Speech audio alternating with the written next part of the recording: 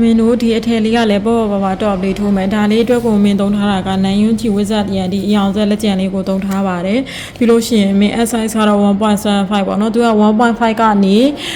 2နည်းနည်းချီဟိုကျေတာခိုင်းတတ်တယ်လို့က 2.5 လောက်ထိသုံးလို့ရတာပေါ့နော်ဒါကပဲ pattern နေစမလဲဆိုတော့ဒီလိုမျိုးလေသူကအင်ကြီးဒီအပြက်ကလေးပေါ့နော်အပြက်ကလေးဝင်တို့ level အောက်ပိုင်းနေရာနေစပါတယ်ဒီကနေစရပါမယ်သူကဒီလိုမျိုးဆက်ထိုးရမှာပေါ့နော်ဒီကနေစဖို့အတွက်ဆိုလို့ရှိရင်ကိုလိုချင်တဲ့ level အကျယ်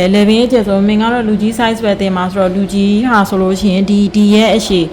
သူ့ရဲ့ chain ကကြတော့10နဲ့စားရင်ပြည့်ရမယ်ပြီးတော့ဒီရဲ့အရှည်ဆိုလို့ရှိရင်ဒါမင်း8လက်လက်မမင်း6လက်မ9လက်မသူကချင်းဝင်လိုက်ပတန်းနည်းနည်းကျုံသွားဆိုတော့8လက်မဝင်ကျင်တော့ယူရတာပေါ့နော်ချင်းကပိုးတဲ့ဟာပြန်ဖြီလိုက်လို့ရတယ်ဒိုနေရင်ကြတော့နည်းနည်းအဆင်မပြေဘူးပေါ့နော်သူကပတန်းဝင်လိုက်ရင်တော့9လက်မရတယ်မင်းချင်းကြီးပဲထိုးတော့8လက်မနီနီရတယ်ဒီ level လေးကနေစပါမယ်လူကြီးကလေးဆိုလို့ရှိရင်လည်းကိုက level အောက်ကိုလေ level ဒီဒါဂျိုင်းကနေဒီလိုအဆောင်လိုက်ကလေးလက်ပြက်ပုံစံလေးသွားမှာဆိုတော့ဒီကြားကအကျယ်ကကိုလိုချင်တဲ့လောက်ကလေး size နဲ့အတိုင်းပြီးတော့လေအဲ့လိုကိုလိုချင်တဲ့လောက်10နဲ့ပြက်တဲ့ချင်းရည်အတွက်နဲ့ထိုးလို့ရပါတယ်ဒီ pattern လေးအရင်စဝင်ပါမယ်နော်အခုဒါလေးထိုးမယ်ဆိုလို့ရှိရင်မင်းတို့ဒီမှာချီလေးကိုခောက်လိုက်ပြီးတော့ထုံးစံအတိုင်းပဲဖွင့်ပြီးထိုးပါမယ်1 2 3 4 5 6အဲ့တော့ကိုလိုချင်တဲ့ဟာမင်းကတော့ပြန်8လက်မထားပါတော့8လက်မထိုးမယ်ဆိုတော့အဲ့ကိုလိုချင်တဲ့ချင်းရည်အတွက်ဒီထိုးလိုက်ပါမယ်ချင်းကိုရည်သွားပါတော့ပြီးတော့ချင်းရည်အတွက်က10နဲ့ဆိုင်ရင်ပြတ်ရပါမယ်လိုချင်တဲ့အရှည်ထက်လက်မဝက်1လက်မလောက်ပို့ထိုးလိုက်ပါပို့တဲ့ဟာပြန်ဖြီလို့ရပါတယ်ဒါဆိုလို့ရှိရင်မင်းချင်း60ထိုးထားတာရှေ့မှာပြောခဲ့သလိုမျိုး8လက်မှဆွန်းလေးရပါတယ်เนาะပက်တန်ဝင်လိုက်ရင်1လက်မှလောက်ပြန်ကျုံသွားပါတယ်အဲ့တော့ကိုလိုချင်တာထက်1လက်မှလောက်ပို့ထိုးပါဒီမှာချင်း60ထိုးပြီးပြီဆိုလို့ရှိရင်နောက်ထပ်1 2 3တိုက်ရှိဒရိုင်ဇာချင်း3ခုဂျားမှာချဖို့နောက်ထပ်ချင်း3ခုတိုတယ်ချင်း6ခုထိုးပါတယ်6ခုထိုးပြီးလို့ရှိရင်တရစ်ရစ်ပြီးတော့ဒီ6ခုထိုးပြီးဒီရစ်ပြီးဒီ6ခုမြောက်ချင်းနော်6ခုမြောက်ချိန်မှာမင်းတို့တိုင်ရှည်လေးတစ်တိုင်ထိုးလိုက်ပါမယ်တရက်တိုင်ရှည်ဒီခွင်းကြီးကိုကြဲကြဲဖြစ်တော့မှာဆိုလို့သတိထားပေးနော်ဒါရှုံးနေမှာဆိုလို့ခဏဖယ်လိုက်ပါမယ်ဒါထိုးပြီးလို့ရှိရင်ချိန်တစ်ခုလာပြီးရင်တစ်ပေါက်2ပေါက်3ပေါက်ကျော်4ပေါက်မြောက်ကနေစပြီးမင်းဒီလို2ခွင်းလေးယူလိုက်မယ်နော်မြင်ရလားမသိမနော်အဲ့လို2ကျိုးလေးယူလိုက်ပါမယ်အဲ့နေစပြီးတစ်ပေါက်တစ်တိုင်နဲ့3တိုင်ထိုးမယ်အောက်ကဖွင့်မီလေးကိုထိန်းထားပြီနော်ပြီးရင်ချင်းတစ်ခုတစ်ပေါက်2ပေါက်3ပေါက်ကျော်4ပေါက်မြောက်မှာဝီပုံစံလေးထိုးမှဝီဆိုတော့မင်းတို့တိုင်ရှည်တစ်တိုင်းချင်း3ခုတိုင်ရှည်အဲ့ဒီအပေါက်မှာပဲတိုင်ရှည်တစ်တိုင်းပြီးရင်ချင်းတစ်ခုတစ်ပေါက်2ပေါက်3ပေါက်ကျော်4ပေါက်မြောက်ကနေစပြီးတော့တိုင်ရှည်တစ်ပေါက်တစ်တိုင်းနဲ့3တိုင်းလွယ်ပါရဲ့နော်ပထမ row 1က3တိုင်းချင်းတစ်ခု3ပေါက်ကျော်4ပေါက်မြောက်ကနေစပြီးတော့တိုင်ရှည်ချိန်3ခုအဲ့ဒီအပေါက်မှာပဲတိုင်ရှည်ဒါလေးကိုစတိုက်ထိုးရုံပဲပြီးရင်ချိန်တစ်ခုချ1ပေါက်2ပေါက်3ပေါက်ကျော်4ပေါက်မြောက်ကနေစပြီးတော့ဖီလူရဲ့ဟိုဘက်ဒီဘက်မှာချိန်တစ်ခုစီရှိရနော်3နိုင်ချိန်တစ်ခုဟုတ်တယ်နော်မင်းဒီရှိမှာချိန်တစ်ခုလေးမပြောခဲ့ပြမှာဆိုလို့တစ်ပေါက်2ပေါက်3ပေါက်ကျော်4ပေါက်မြောက်မှာကဖီပုံစံလေးထိုးမယ်ဆိုတော့တိုင်ရှည်တစ်တိုင်းချိန်3ခုတိုင်ရှည်တစ်တိုင်းသူကလေတချိုးလေးယူလိုက်ရင်ကြတော့အဲ့လိုဒီလိုဝင်တဲ့အချိန်မှာအပေါက်ကြီးကအရန်ကျဲသွားမှာဆိုလို့ပြီးရင်ချိန်တစ်ခုလာမယ်တစ်ပေါက်2ပေါက်3ပေါက်ကျော်4ပေါက်မြောက်ကနေစပြီးတော့3တိုင်းချိန်တစ်ခု1 2 3ပေါက်ကျော်4ပေါက်မြောက်ကနေ V ပုံစံလေးထိုးမယ်အဲ့တော့ V ပုံစံလေးရတလက်3နိုင်စက်တိုင်းလေးရတလက်ဒါလေးကိုအစုံနာထိရအောင်ထိုးမယ်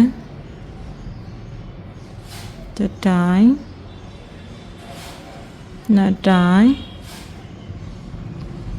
3တိုင်းချိန်တစ်ခု1 2 3ပေါက်ကျော်4ပေါက်မြောက်မှာက1 2ချိန်3ခုနဲ့ဝီလေးထိုးမယ်ချိန်တစ်ခု4ပေါက်မြောက်မှာ3တိုင်းနှစ်တိုင်းရှိလေးထိုးပြီနော်3တိုင်းချိန်တစ်ခုဒီမှာဆိုလို့ရှိရင်ကွက်တီဖြစ်လိမ့်မယ်နော်တစ်ပေါက်2ပေါက်3ပေါက်ကျော်နောက်ဆုံးချိန်ပေါက်မှာကဝီလေးထိုးမယ် တိုင်းရှိတစ်တိုင်းချိန်3ခုအဲ့ဒီအပေါက်မှာပဲတိုင်းရှိ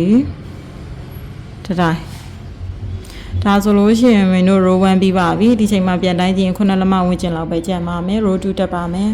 row 2တက်မယ်ဆိုလို့ရှိရင်တိုင်းရှိတစ်တိုင်းစာချိန်3ခုထိုးပြီးတော့ပြန်လှည့်ပြီးဒီ queen ထဲမှာနောက်ထပ်တိုင်းရှိ6တိုင်းထိုးပါမယ်အဲ့တော့ချိန်3ခုကတစ်တိုင်းစာရဲ့ queen ထဲမှာက6တိုင်းဆိုတော့ total 9တိုင်းဖြစ်မယ်ပေါ့နော်ချိန်3ခုကတစ်တိုင်းပြီးလို့ရှိရင်အဲ့ဒီ queen ထဲမှာ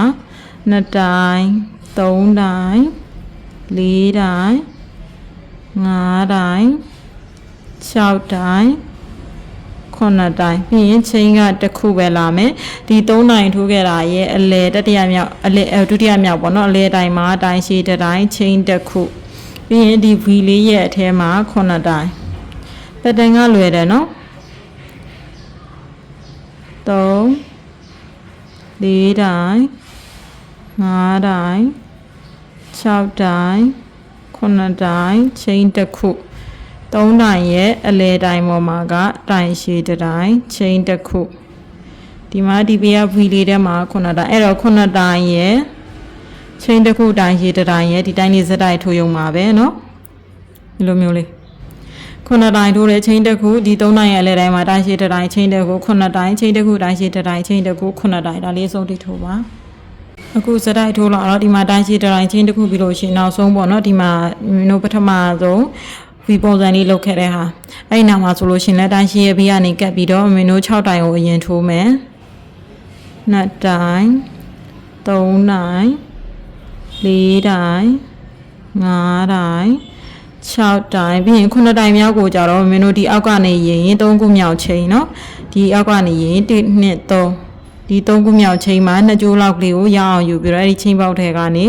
9တိုင်မြောက်တိုင်ကိုထိုးလိုက်ပါဒါမှဒီနာကအသေးပေါ့နော်သူကဆိုတွဲပြီးသားလေးတိုင်အားရွေ့မသွားမှာပါဒါဆိုရင် row 2ပြီးပါပြီ row 3ကြတော့အောက်မှာဒီ row 1ထိုးခဲ့တယ်လို့မျိုးပဲတိုင်ရှိတိုင်စာချိန်3ခုပြန်လှည့်မယ်နောက်ထပ်ချိန်3ခုတရီရီအဲ့ဒီရဲ့အချိန်မှာပဲတိုင်းရှိတဲ့တိုင်းဒါဆိုလို့ရှိရင် तू က V ပုံစံလေးဖြစ်သွားပြီ row 1လိုမျိုးပဲပြီးရင်တော့ချိန်တစ်ခုချပြီးရင်မင်းတို့မှာတပေါက်ကိုကြောနောက်တစ်ပေါက်ကနေပြီးတော့တိုင်းရှိကိုတစ်ပေါက်တစ်တိုင်းနဲ့3တိုင်းထိုးမယ်ပြီးရင်ချိန်တစ်ခုပြီးရင်တစ်တိုင်းပေါ်မှာမင်းတို့ V ပုံစံလေးထိုးမယ်ဆိုတော့တစ်တိုင်းချိန်3ခုတစ်တိုင်းပြီးရင်ချိန်တစ်ခုချမယ်ဒီ9တိုင်မှာဒီ2တိုင်ပထမ2တိုင်ကိုကြောအလဲ3တိုင်ပေါ်မှာတိုင်ရှိကိုတစ်ပေါက်တစ်တိုင်ထိုးမယ်ချိန်တစ်ခုပြီးရင်တစ်တိုင်ပေါ်မှာ V ပုံစံလေးထိုးမယ်ဆိုတော့တိုင်ရှိချိန်3ခုတိုင်ရှိပြီးရင်ချိန်တစ်ခုလားပထမ2တိုင်ကိုကြောအလဲ3တိုင်ပေါ်မှာတိုင်ရှိကိုတစ်ပေါက်တစ်တိုင်ထိုးချိန်တစ်ခုသူက row 1နဲ့အတူတူပဲเนาะ pattern လေးကမင်းတို့ကဒီဘေးကိုပြင်းပြင်းလေးတော့ဖြစ်သွားအောင်လို့ဒီလိုမျိုးထိုးနေတာပါအဲ့ဒီအတိုင်းလေးအဆုံးထိထိုးပေးပါ